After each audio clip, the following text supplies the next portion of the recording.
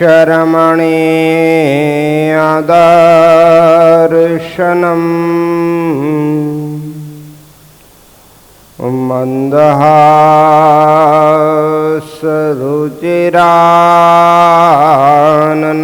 मन्दहासरुचिराननाम्बुजम्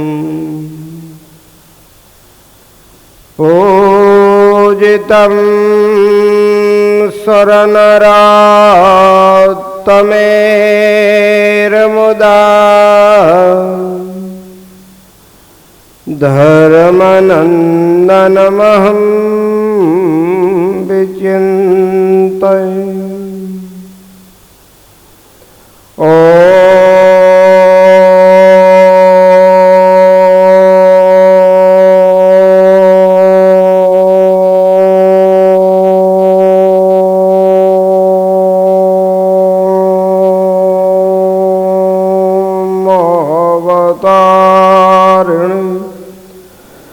श्री स्वामीनारायणाय नमो नमः। ओम श्री हरिकृष्णाय नमो नमः। ओम श्री घनश्यामाय नीलकंठाय नमो नमः। स्वामीनारायण हरे।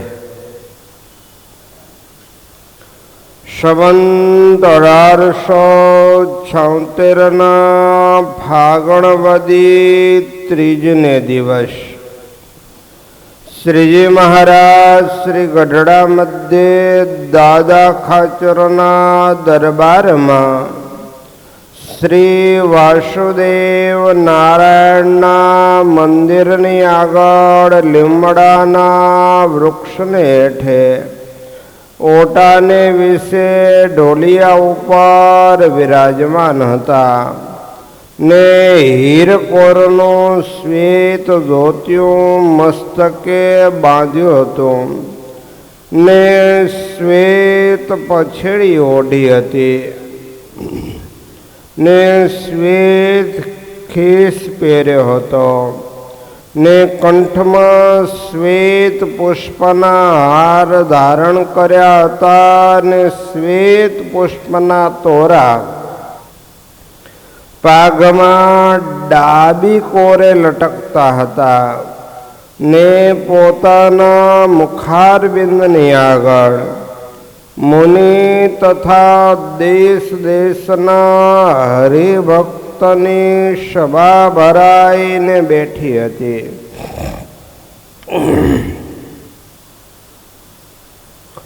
पछी मुक्तानंद स्वामीए प्रश्न पूछ्यो जे काम क्रोध लोभ तथा भय एमने योगे करीने पण धीरज डगे नहीं तेनो शो उपाय छे।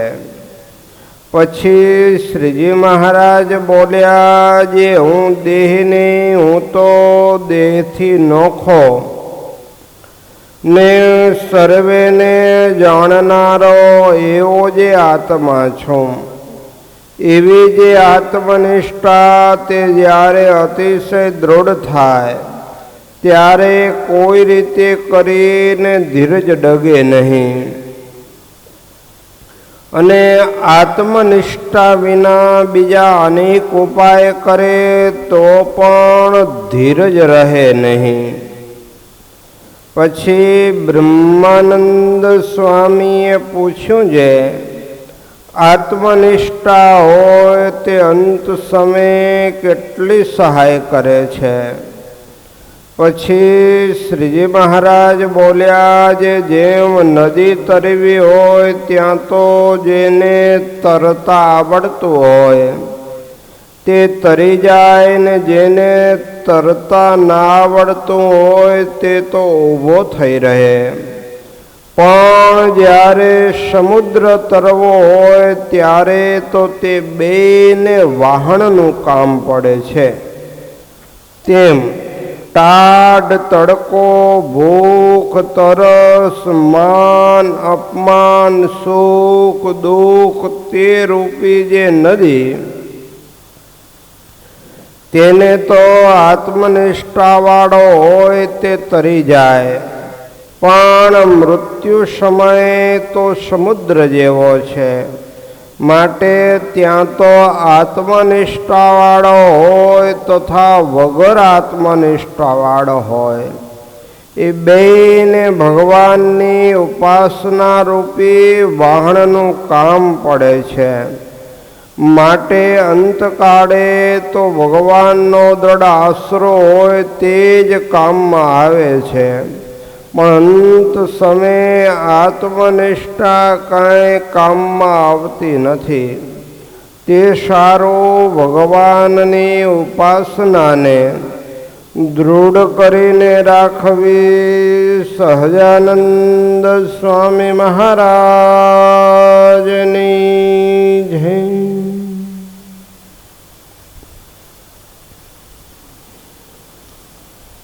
ગરડા પ્રથમ પ્રકરણનું 61મું વચનામૃત.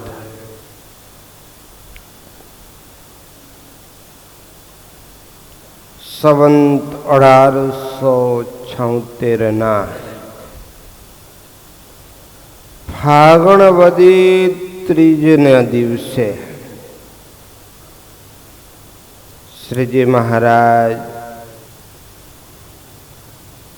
દાદાના દરબારમાં લીંબ વૃક્ષ નીચે ઢોલિયા ઉપર બિરાજમાન થયા છે. મહારાજે સર્વે શ્વેત વસ્ત્રો અને શ્વેત પુષ્પના શણગાર ધારણ કર્યા છે.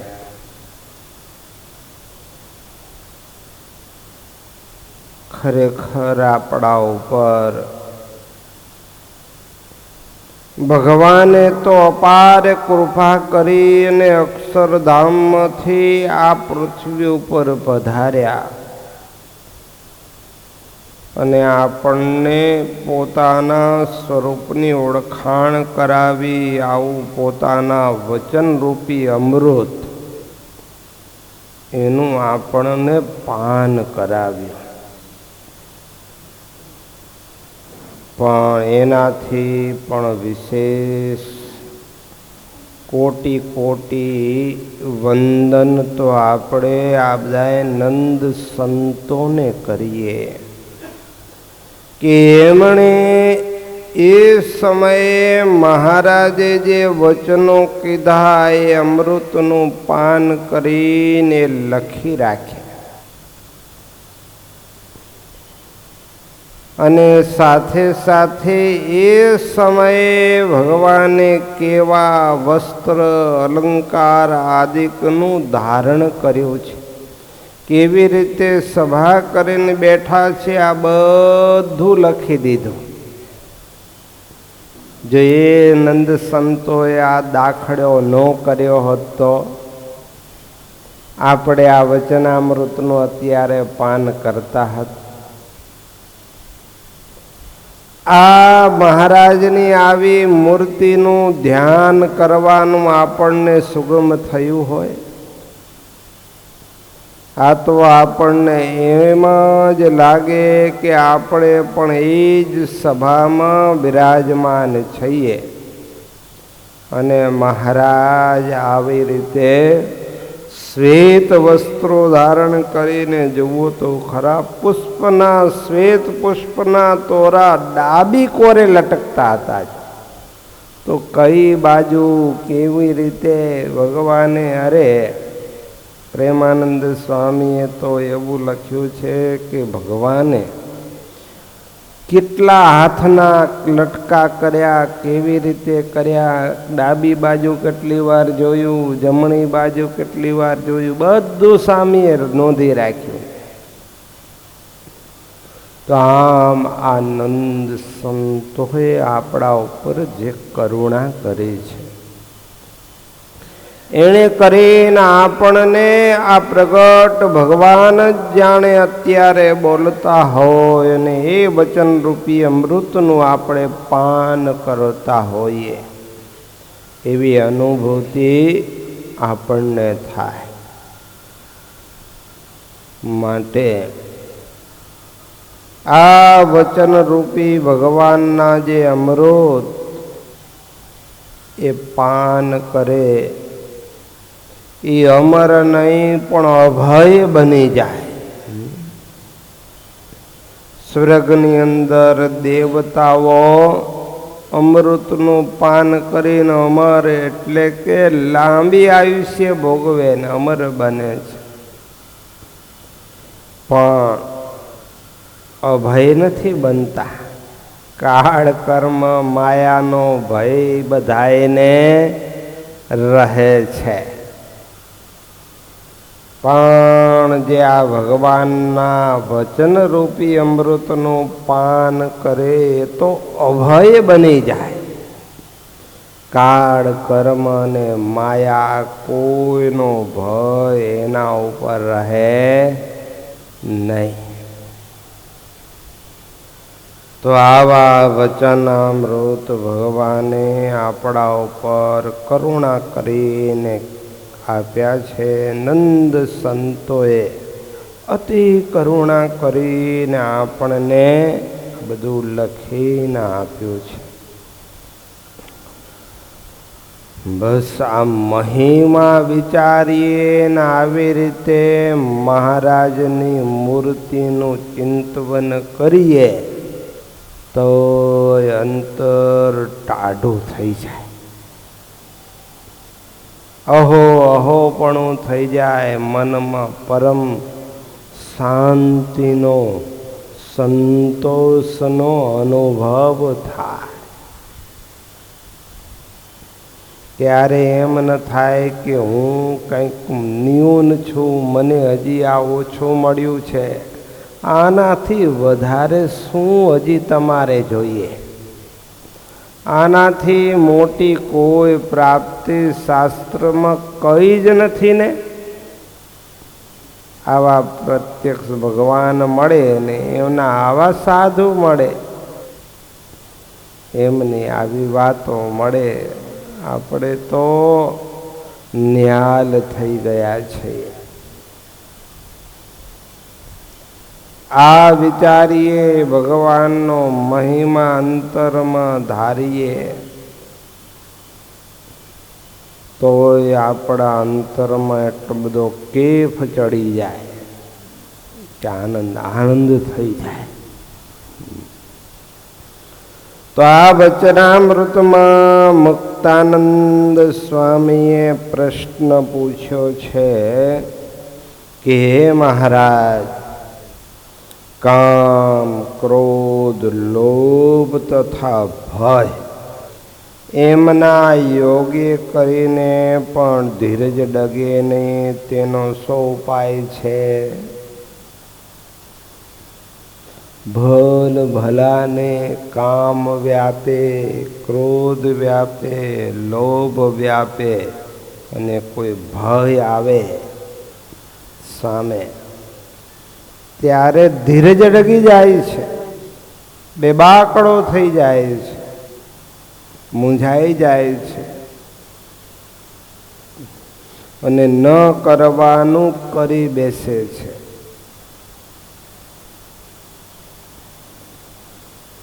તો આનો યોગ થાય તો પણ ધીરજ ડગે નહીં, એનો સો ઉપાય છે.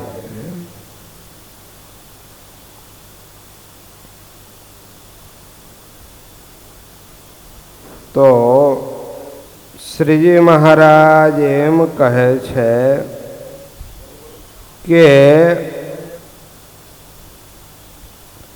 પહેલામાં પહેલું તો હું દેહ નહીં,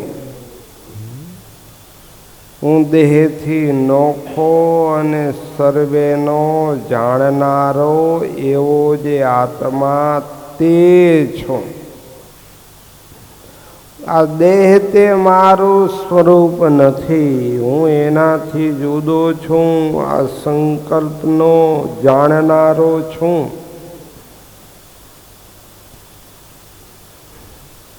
તો પછી ગમે એવો કામ વ્યાપે, જ્યારે અંતરમાં કામ વ્યાપે ને ત્યારે ભલ ભલા ધીરજ ગુમાવી બેસે છે. કામાંત બની અને આ કરવું ના ન કરવું એવો વિવેક મોટા મોટા પણ ભૂલી જાય છે. ધીરજ રહેતી નથી. બ્રહ્માજી જેવા બ્રહ્માજી પોતાની જ દીકરી જે સૃષ્ટિના સર્જનહાર એ બ્રહ્માજી સરસ્વતીને જોઈને મોહ પામ્યા, એનું રૂપ જોઈને મોહ પામ્યા. કામ વ્યાપ્યો, ધીરજ રહી નહીં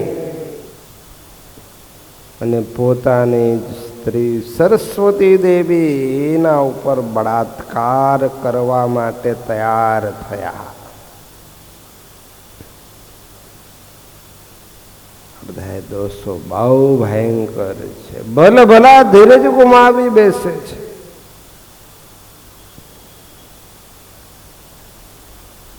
કામ વ્યાપે છે ત્યારે ધીરજ રહેતી નથી અને ન કરવાનું કૃત્ય કરી બેસે છે.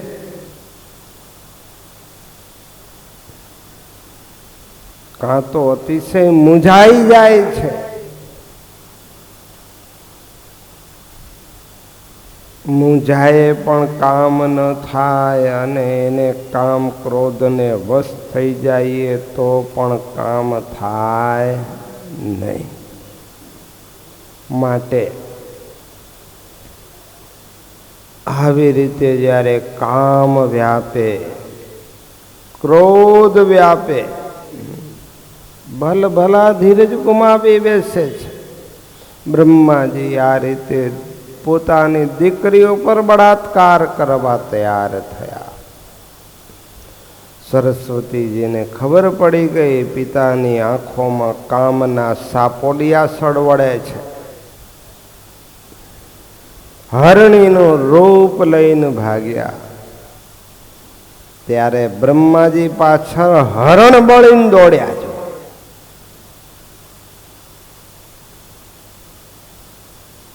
પછી એમ મરીચ્યાદિક જે બના દીકરાઓ ઋષિઓ એમણે કહ્યું, અરે પિતાજી આ શું શાન ઠેકાણે આવી. પછી શરીરનો ત્યાગ કરી દીધો. પણ કહેવાનું એ કે આવી રીતે કામ વ્યાપે, ક્રોધ વ્યાપે, એનું કારણ પણ દેહાભિમાન છે. ભલે ભલા આમાં હારી જાય છે, ધીરજ ગુમાવી બેસે છે.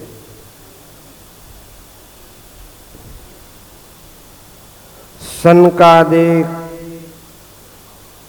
ઋષિઓ ભગવાન પાસે નિષ્કામી બને, કોઈ વિકાર ન પામે, 5 વર્ષની આયુષ્ય આ અવસ્થા માંગી કે અમે કાયમ આવા જ રહીએ.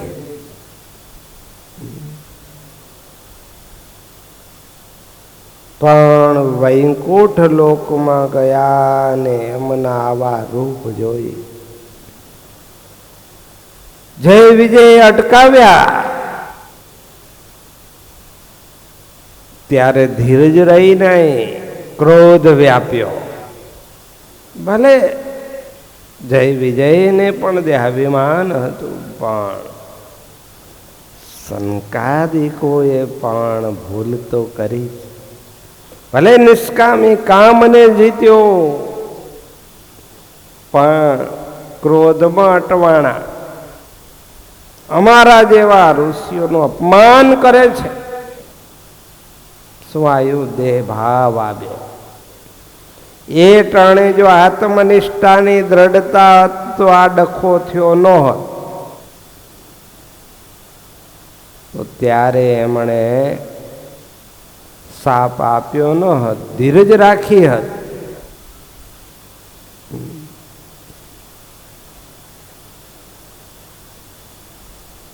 ધીરજ ન રહી, દેહભાવ આવ્યો ને થયું અમારા જેવા ઋષિઓનું તો અપમાન કરસ, જા અહીંયા રહેવાને લાયક નથી. પૃથ્વી ઉપર પણ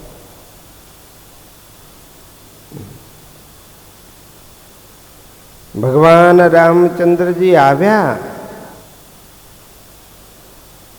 વૈકુંઠનાથ અધિપતિ પધાર્યા. સનકાદિકોને કહ્યું કે તમારા જેવા સાધુનો દ્રોહ મારો હાથ કરે તો મારો હાથ પણ કાપી નાખ. તમે બહુ સારું કર્યું, પણ કારણ કે એ ટાણે તો ભગવાનને ખબર છે કે જો હું આના હામો થાય છે એમ કહીશ કે તમે ખોટું કર્યું તો મને હામો હાપ દઈ દેશે. નારદજીની જે નારદજીને જ્યારે કામ વ્યાપ્યો નોલા નારદને પર્વત માકડાના મોઢા બેના થયા, ત્યારે નારદજીએ ભગવાનને શાપ દઈ દીધો કે જાઓ તમે અમારા સ્ત્રી સારું માકડાના મોઢા કર્યા. ભગવાને ક્યાં કર્યા હતા ભાઈ, એ પોતે અધીરા બન્યા હતા. પણ ભગવાનને શાપ આપી દીધો કે તમે પણ સ્ત્રીના વિયોગમાં ઝૂરશો ને માકડાની સહાયથી તમે તમારી સ્ત્રીને પાછી મેળવશો. અને એ રામાવર્ત ભગવાને એ શાપ અંગીકાર કર્યો અને રામાવતારમાં એ બધું થયું. પણ કહેવાનું એ છે કે એ સમયે ભગવાનને ગમ્યું તો નહોતું, પણ તોય ભગવાને સનકાદિકોને વખાણ્યા, મહિમા પણ કયો, બધું બરાબર છે, ખોટું જરાય નથી. પણ પછી ધીરે રહીને કે આના ઉપર હવે કંઈક અનુગ્રહ કરો. ત્યારે કે ભાઈ શાપ તો મિથ્યા થાશે નહીં, પણ જો ભક્તિ, પાછો વિચિત્રતા કેવી કે જો ભક્તિ ભાવ પ્રેમથી બચશે તો 7 જન્મે તમને પામશે, ને વૈર ભાવે બચશે તો 3 જન્મે. પણ કહેવાનું એ કે પછી રામચંદ્રજી ભગવાન નિત્ર આવા સંત પોતાના ધામમાં ત્યાં આંગણે પધાર્યા, સ્વાગત કરીને અંદર લઈ ન જાય, બારોબારથી જ વિદાય કરી દીધા કે ભલે. પણ કહેવાનું એ છે કે એવા મોટા સનકાદિક જોકે આપણા માટે તો કોટી કોટી વંદનીય છે, એમાં આપણે ક્યારે દેહ ભાવ લાવવો નહીં, નહીતર આપણું બગડી જાય બાપા. હા હા, એને દેહ ભાવની દ્રષ્ટિએ જોવા નહીં, નહીતર આપણું બગડી જાય. પણ કહેવાનું એ છે કે આવા મોટા હતા તો પણ ધીરજ રહી નહીં, અને ક્રોધ વ્યાપ્યો અને જય વિજયને શાપ આપી દીધો. પણ એ સમયે જો આત્મનિષ્ઠાનો વિચાર કર્યો હતો હશે, અજ્ઞાની આપણા દેહના રૂપ જોઈને આવું અપમાન કરે છે, પણ આપણે એને શાપ દેવો નથી. સદાનંદ સ્વામી તમે જુઓ, ધાંગધ્રાની અંદર એક બાણદાસ વૈરાગીએ પોતાની શીશમની લાકડીથી ઢોર માર એ સદાનંદ સ્વામીને માર્યો. બાહો લોહી લોહાણ થઈ ગયો, એટલો બધો માર માર્યો કે એની લાકડી ભાંગી ગઈ. તો એ સદાનંદ સ્વામીની ધીરજ ડગી નહીં, નહીતર તો સમર્થ હતા. હો હા, સંકલ્પ કરે તો આખા બ્રહ્માંડનો પ્રલય થઈ જાય. એવા મહાસમર્થ સમર્થકા જરણા કરવી કોઈથી થાય નહીં. પણ ધીરજ રાખી અને શું કહ્યું? અરે રે, આ મારો વાહો તો થોડાક દિવસે મલમ ચોપડીશ તો પાછો હાજો થશે, હરખો થઈ જશે. હતો એવો પણ અમારા ગુરુભાઈની લાકડી ભાંગી ગઈ, એ પાછી હતી એવી થશે નહીં. આ ધીરજ, આ આત્મનિષ્ઠા, આ ભગવાનનું બળ. બાકી ગમે એવો હોય રે નહીં ધીરજ, પાછું સામર્થ્ય હોય ભગવાનની કૃપાથી. નિર્બળ હોય તો હજી સહન કરી જાય, પણ પોતે સમર્થ હોય અને સહન કરવું. પણ ધીરજ રહી છે, ધીરજ ડગી નથી. આત્મનિષ્ઠા એટલે કામ, ક્રોધ, લોભ, જ્યારે કોઈ વિષયમાં મન લોભાય ત્યારે પણ ભલ ભલાની ધીરજ ડગી જાય છે, વિષયોમાં લોભાઈ જાય છે. વશિષ્ઠ જેવા વશિષ્ઠ ઋષિ ભગવાન રામચંદ્રજીના ગુરુ, નિમિ લોભના કારણે દેવોને પણ યજ્ઞ કરવાનું આપ કહ્યું કે હા હું યજ્ઞ કરાવીશ. અને પછી નિમિ રાજાએ આમંત્રણ આપ્યું તો ત્યાંય પહોંચી ગયા. યજ્ઞ ચાલુ કરાવીને પાછા દેવના કે હવે મારે ઇન્દ્રનો યજ્ઞ કરાવવા જવું પડશે. અને પછી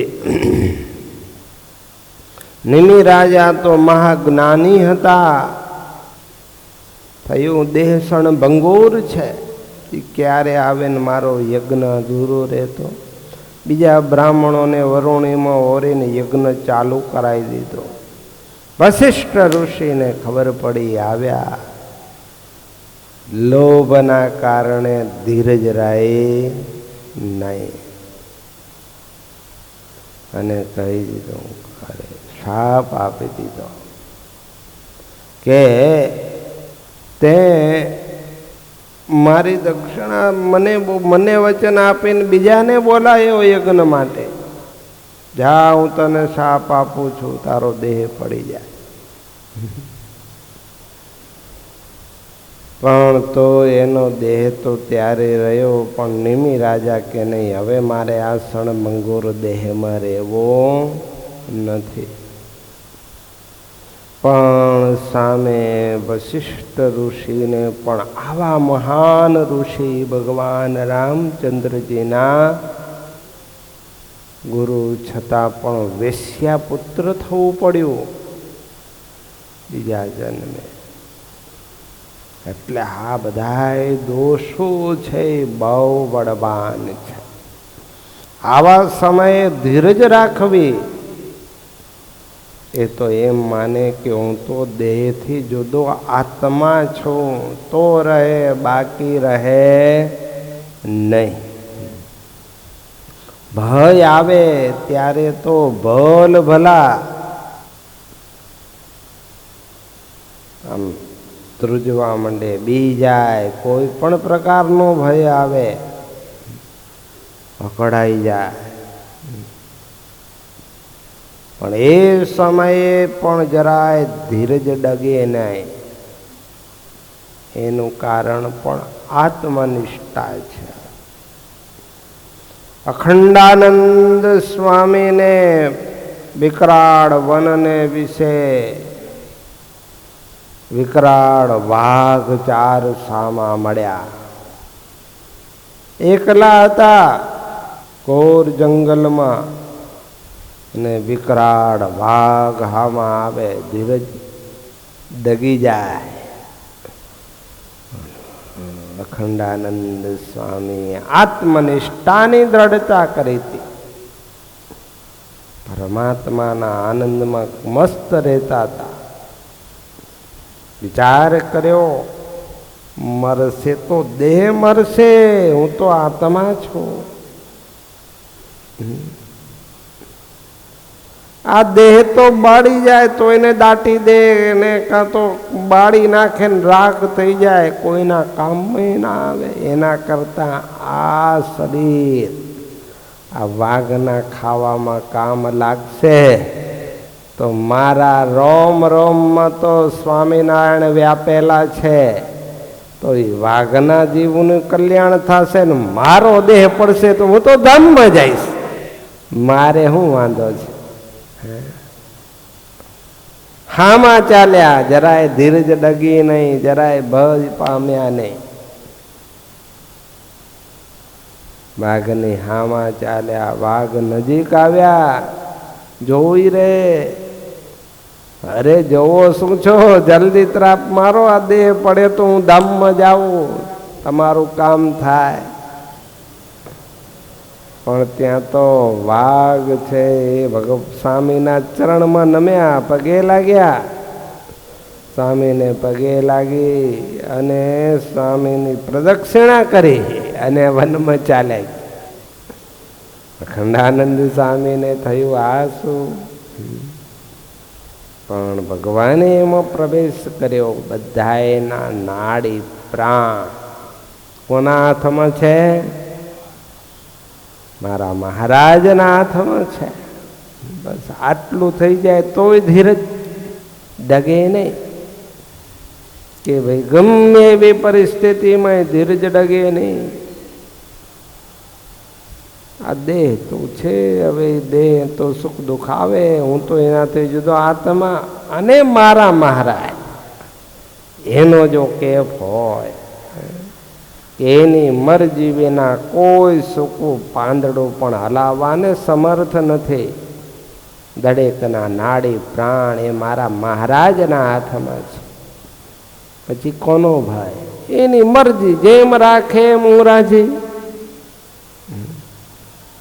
તો આ રીતે જ્યારે કામ ક્રોધ લોભ ભય ગમે એવા વ્યાપે પણ એને એક યોગે કરીને પણ ધીરજ ડગે નહીં.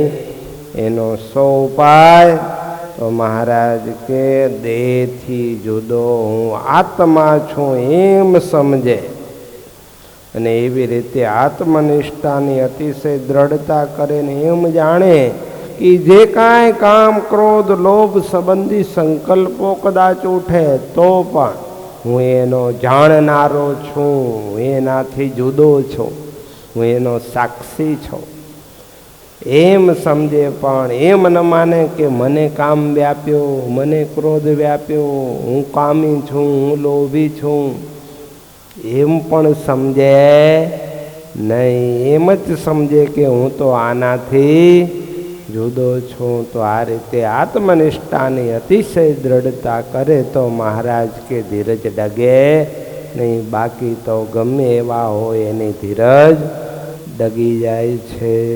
સહજાનંદ સ્વામી મહારાજની શ્રીપતિમ શ્રીધરમ સર્વદેવેશ્વર ભક્તિધર્માત્મજમ વાસુદેવમ હરિમ માધવ કામદમ કારણમ શ્રી સ્વામિનારાયણમ નીલકંઠમ ભજે સહજાનંદ સ્વામી મહારાજ.